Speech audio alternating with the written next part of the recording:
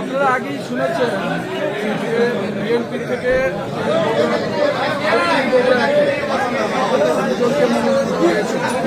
আজকে বাসায় বাসায় আমরা মনোনীত হয়েছি। আমরা আপনাদের উদ্দেশ্যে একটা কথা বলতেছি, সেটা হচ্ছে আমাদের মধ্যে কোনো দ্বন্দ্ব নেই, আমাদের মধ্যে অভিযোগিতা রয়েছে। যদি এক কথাই বলি, আনিস যেখানে আমরা আছি সেখানে, তারেক রহমান যেখানে আমরা আছি সেখানে।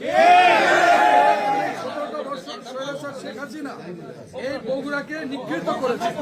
তারেক রহমান এই বগুড়ার উন্নয়নের জন্য যে কাজগুলি করেছিল সেই কাজগুলিও তারা থেমে দিয়েছিল। একটা আন্তর্জাতিক লেভেলে স্টেডিয়াম করেছিল যেখানে গোচরণ ভূমিতে পরিণত হয়েছিল, কিন্তু বিএনপির সময় কিন্তু আন্তর্জাতিক খেলা সেখানে হয়েছিল।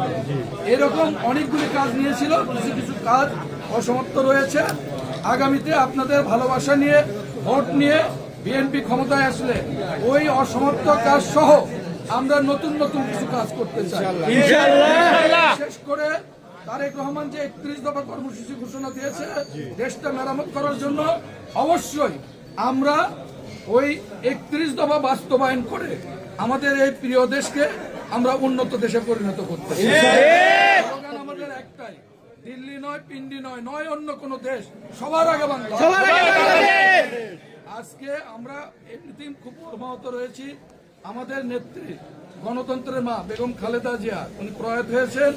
আমরা আপনাদের মাধ্যমে দেশবাসীর কাছে তার রুহের মাগফিরাত কামনা চাই। তার ছোট ছেলে আরাফাত রহমান কোকো এবং মহান স্বাধীনতার ঘোষক শহীদ রাষ্ট্রপতি জিয়াউর রহমান, তাদেরও রুহের মাগফিরাত কামনা চাই। এবং জুলাই আন্দোলনে 71-এ স্বাধীনতা যুদ্ধে যারা শহীদ হয়েছেন তাদের রুহের মাগফিরাত কামনা চাই। আমাদের জন্য দোয়া করবেন, আমরা যেন আপনাদের খাদেম হিসেবে খেদমত করতে চাই। আলহামদুলিল্লাহ। বলছি সবার আগে